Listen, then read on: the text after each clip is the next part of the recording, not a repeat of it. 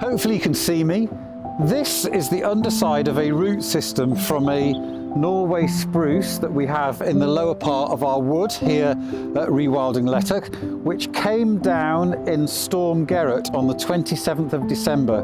We'd had quite a lot of rain and then we got those ferocious winds ripping through here, and the ground was so soft that the tree just went straight down, along with many others, as my previous video of early January demonstrated.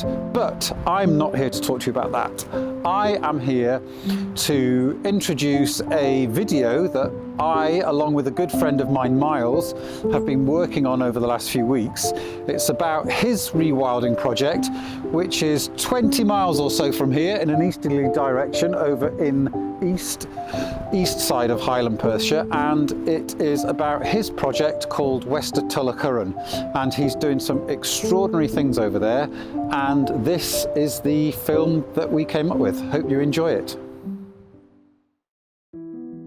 John Muir said, all places are beautiful, all landscapes are beautiful, so long as they're wild, so long as nature is in charge. I mean, it's no secret that we have a biodiversity crisis, that nature is in trouble. And a lot of the loss of nature is loss of habitat. What we want to do is create an area that is as rich in habitat as we possibly can, that supports as many species as we can. I believe nature to be an end in itself.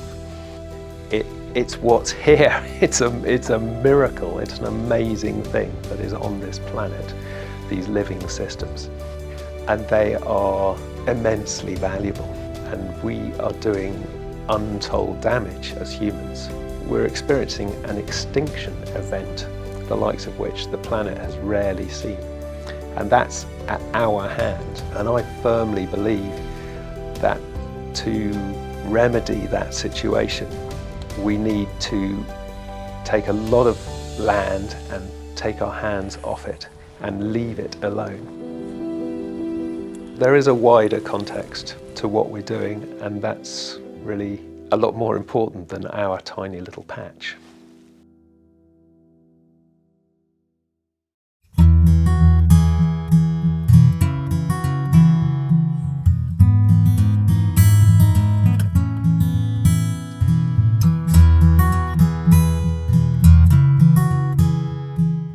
In 2019, it came up for sale. It was about 6 months after the death of my mother and father. They left us the money that allowed us to buy this place. This very much feels like their legacy, and I feel their presence here very strongly.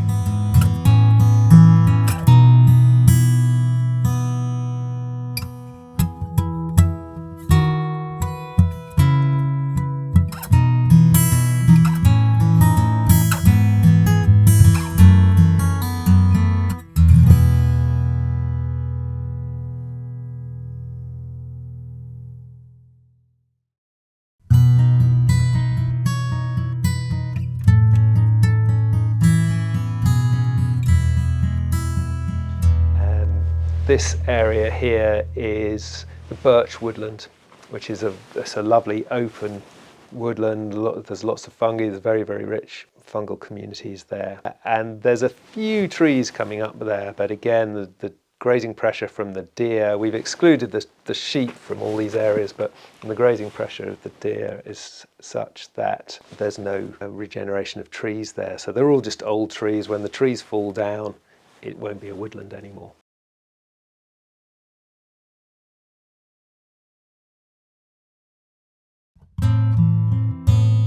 This bit here, actually, I mean, it's Sitka spruce, it's a plantation, it's not really a woodland. It was only ever planted to be harvested at some point. But nonetheless, it was a really, really shocking and frankly sickening sight. The bit just to the north of us, they had harvested just before Storm Arwen. So where these trees here had once been part of a much larger area of woodland, they suddenly found themselves really on the edge of a desert. And then the biggest storm in decades came raging across that desert. And this is the result.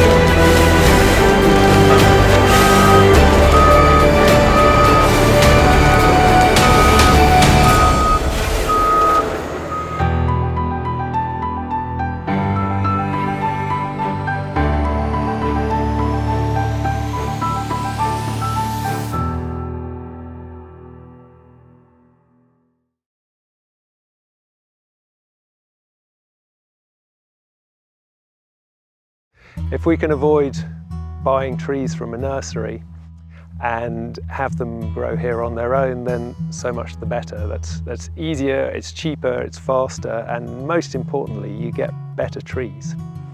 The trees will be happier if they germinate in the ground. Okay, so yeah, these are the tree seeds that I've gathered this year. They're for sowing where the conifer trees, where the Sitka has been harvested from, where the ground is clear there, to return that to native woodland. And also I'm going to sow them in areas like Loch Park in the field where the sheep have been, to begin to establish some woodland there.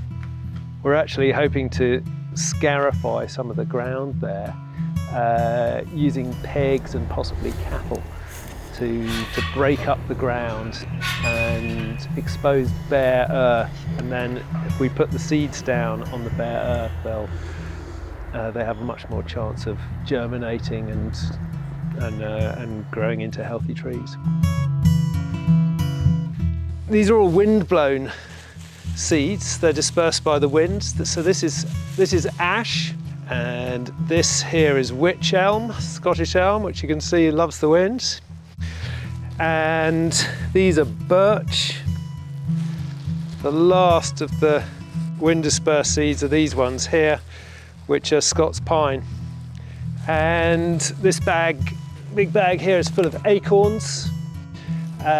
So like everything, it's all collected very locally. So a lot of it actually collected from our garden here. This here is our native maple, the field maple. So they're also wind-blown seeds. They're quite like sycamore, you know, they're the sort of helicopter style that come spinning down in the wind.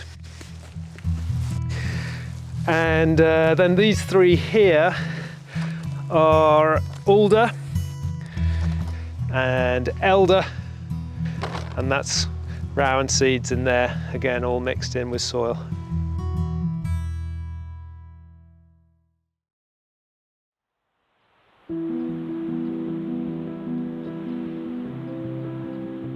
This kind of ground is known as unimproved grassland, which means it's never been ploughed and it's never had any pesticides put on it. Of course, that lack of improvement is really good for biodiversity. This place is very rich in wildflowers, fungi. There's clouds of butterflies here in the summer. We're encouraging the plants, the fungi, the animals from the meadow to spread into the bottom of the field next door where the sheep have been grazing. This kind of habitat is rare and fragmented these days, so the bigger the area we can create with this kind of biodiversity, the better. The woodland down here by the river is another example of where young trees simply aren't managing to grow because of the grazing pressure from the deer. This means that the woodland will only last as long as these trees that are here already, and once they die, it won't be a wood anymore. We're doing what we can to control the movement of the deer, to allow the natural succession of the young trees to come through. Woodland with trees of different ages is much more biodiverse, it's much more rich in life.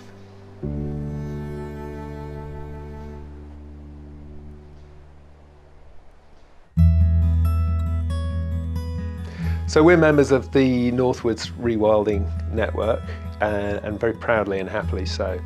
They provide us with a link to other projects right across Scotland that are doing similar things.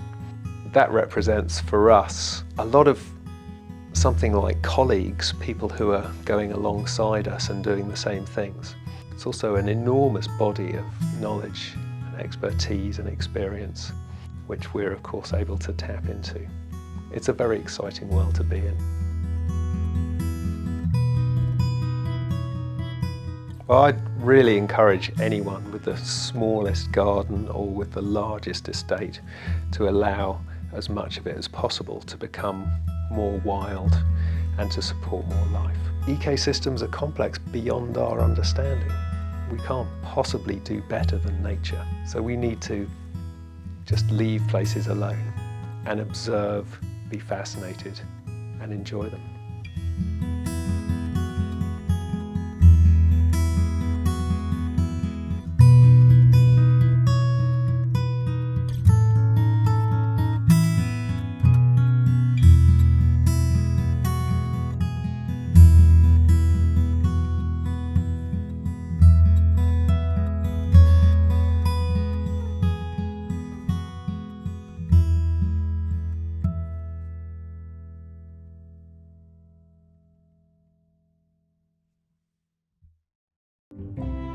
Thank you for sticking with us. We really do appreciate your time. Isn't Miles a truly inspiring character? It makes so much sense to gather seeds locally and let them germinate in the ground where the trees will grow. As Miles says in the video, they will be so much happier for it. Now, if you would like to follow our journey here at Rewilding Lettoch, please hit the subscribe button. There will be an arrow pointing to that now, and then hit the notification bell, and then next time we post a video online, you will be notified. We really do appreciate it. Thank you, and see you in the next one.